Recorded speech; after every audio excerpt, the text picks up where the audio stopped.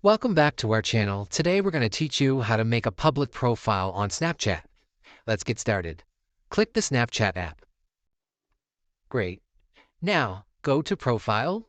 Now scroll all the way down to how you see Public Profile. Keep going. Right there, My Public Profile. Click it.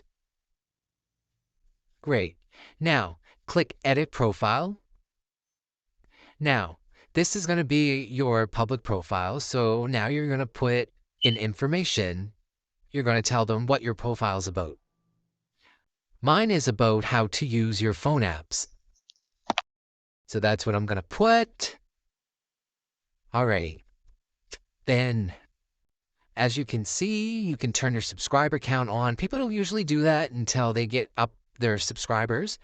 But then you can preview your profile. As you can see, this is what it's going to look like. People will add you.